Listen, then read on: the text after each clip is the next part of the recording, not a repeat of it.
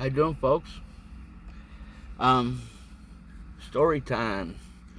I'm at the doctor. Just dropped my wife off. She's inside, and I want to sit here and do a story for you. I guess this time I tell you about the time I got slapped by with a 45. I was out working in Oklahoma. This was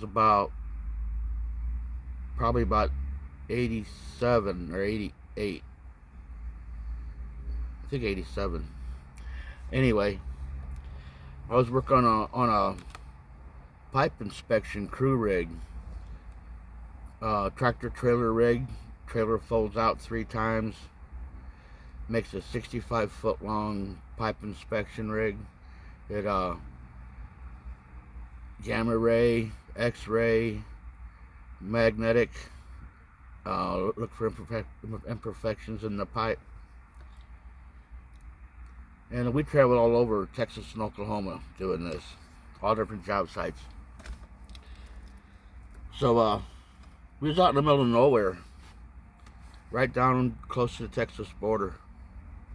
I think it was close to Ardmore, Oklahoma. And I went to have dinner at this little bar, Burger and Beer, you know. And I'm sitting there at a little table, and guy a couple tables over goes, "Hey man, you want to sit here and talk?" And I'm here by myself. I need somebody to talk to. I said, "Sure, man." So excuse me. The owner started talking to him, and it turned out this guy was also from Missouri, St. Peter's, about 30 miles away from my house, in the middle of nowhere, Oklahoma. We sit there for a while and bullshitting, and he goes, "Hey man," he goes, "I'm gonna go buy a bag of weed."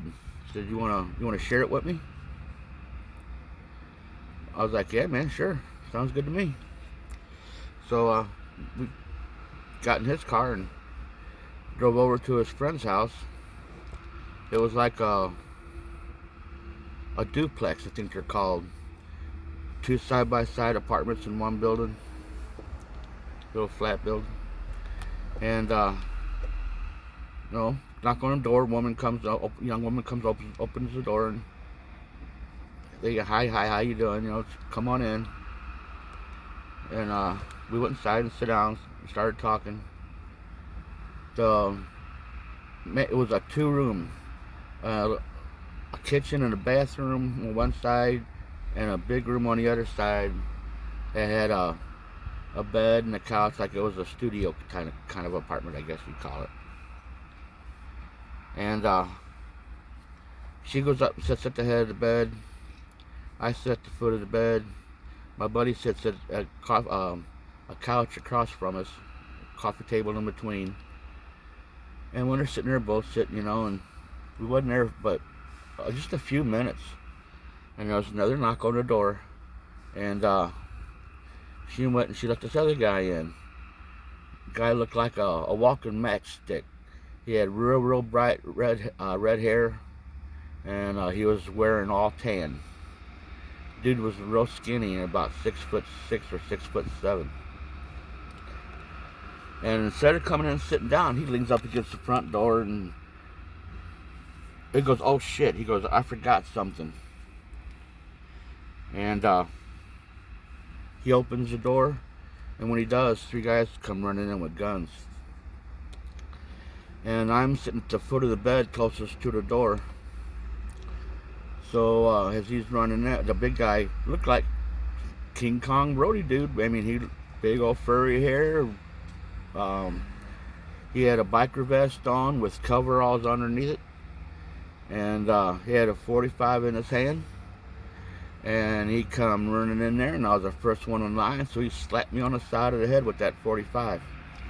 I seen it coming, so I kind of rolled with it, but still, it hit me right here, and it left a scratch from right here up to here from the sight of the gun. say, hey man, I said, I don't know what you dudes are doing here. This is the first time I've been in this place, first time I met these people. I have nothing to do with you or your problems. The big dude looks at me kind of funny. He puts his gun back behind his belt, in his back, and he gets out a Harley Davidson souvenir knife. A big bad dude, boy. I mean, nice knife. I'm a knife collector. I've got a lot of them, so I noticed it right away. Anyway,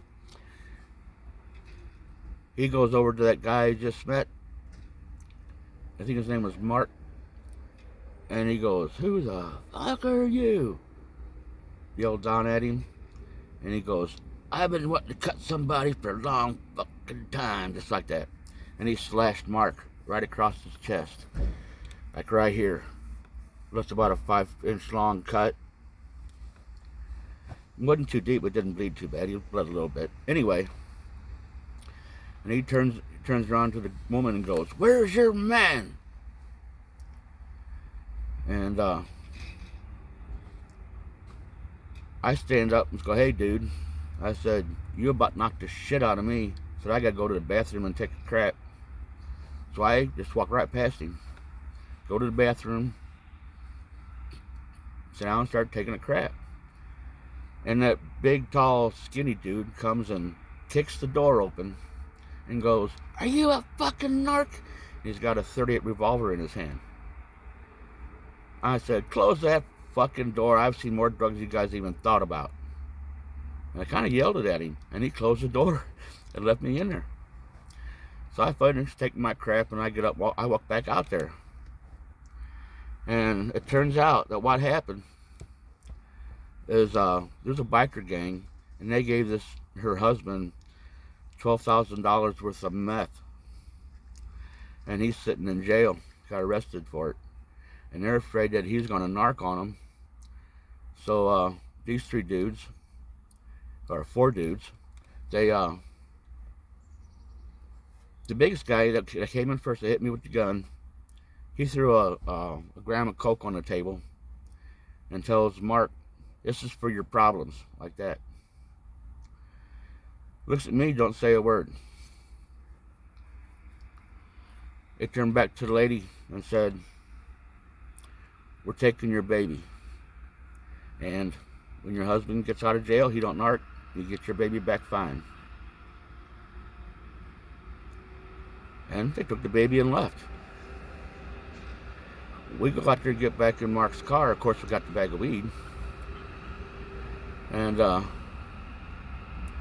drive him to the little, it wasn't really a hospital, too small to be called a hospital.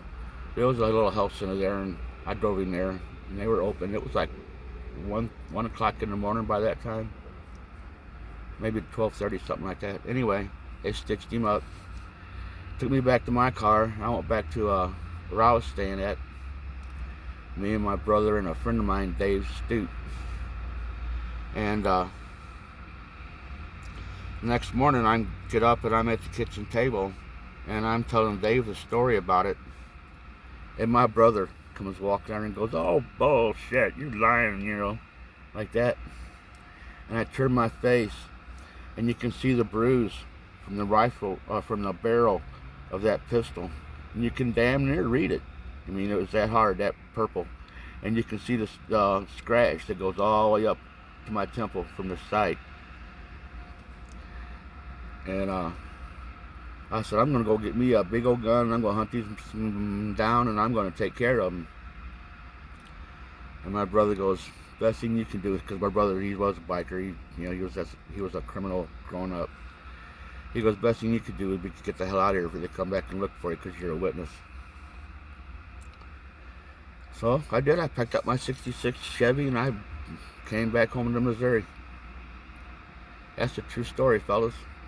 He had that .45, slapped me with it. He pointed at my eye. I mean, it was 2 inches away. And that looked like it was as big as a cannon. It did. But I just sit there and, hey man, I gotta take a crap. And he cut that other dude. Weird shit. But it's a true story. Y'all take care. Bye.